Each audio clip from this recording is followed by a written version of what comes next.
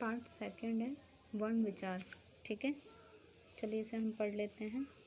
भाषा की सबसे छोटी इकाई जिसका खंड या टुकड़े नहीं किए जा सकते क्या कहलाते हैं?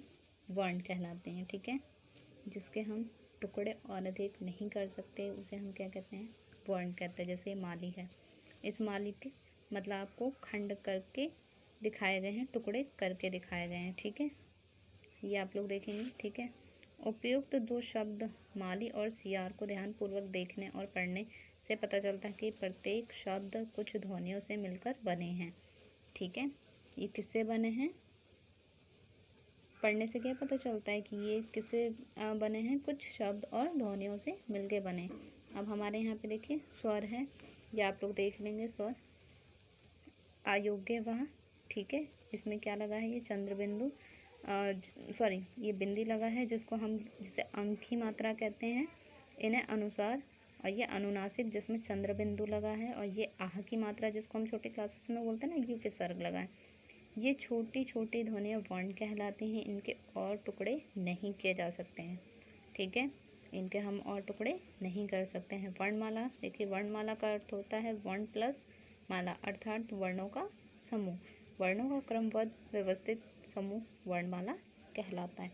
जैसे कि ये लोग खुद देखेंगे, क वर्ग, च वर्ग, ट वर्ग, त वर्ग और प वर्ग।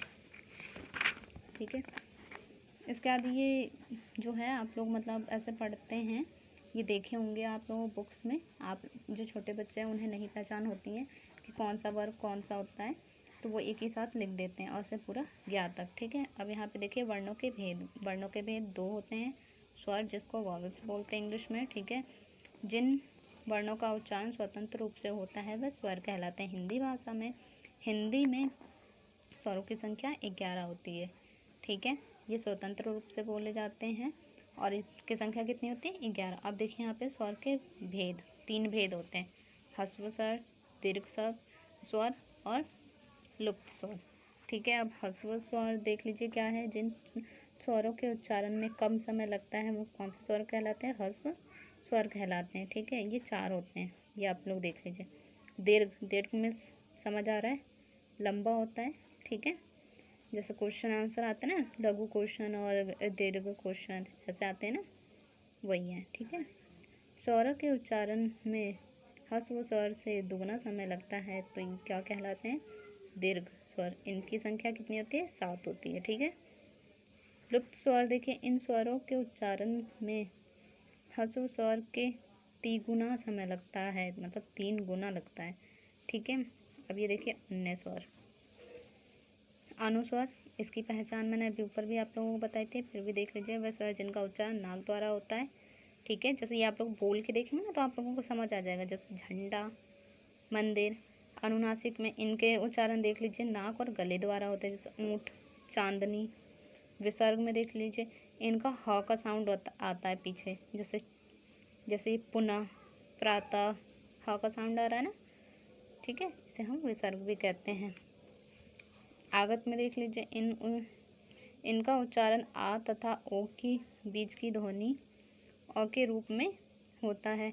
इसका प्रयोग अंग्रेजी से हिंदी में लाए गए शब्दों में किया जाता है, जैसे कॉपी, डॉक्टर। ठीक है, अब यहाँ देखिए व्यंजन। जिन वर्णों का उच्चारण स्वर की सहायता से किया जाता है वे क्या कहलाते हैं? व्यंजन। इसमें हमें स्वरों की सहायता लेनी पड़ती है। ठीक है, अब देखिए संयुक्त व्यंजन। दो व्यंजनों के मेल से बनने वाले व्यंजन संयुक्त व्यंजन कहलाते हैं। इनकी संख्या कितनी होती है? 4। ठीक है, ये आप लोग देखेंगे 1, 2, 3 और ये 4। ठीक है, अब यहाँ देखिए ये वाला द्विवंत। जब एक व्यंजन अपने ही जैसे व्यंजन में जुड़ा हो वो क्या कहलाते हैं? द्विवंत व्यंजन कहलाते हैं। जैसे हम ये आधा का फिर पूरा का बोलते हैं ना, जैसे पक्का, मक्का, सच्चा, बच्चा। ठीक है, संयुक्त अक्षर देखिए क्या है? 2 अलग अलग व्यंजनों से मिलकर बने अक्षर क्या कहलाते हैं? संयुक्त अक्षर। ठीक है, इसे आप लोग देखेंगे। वर्ण विच्छेद देख लीजिए।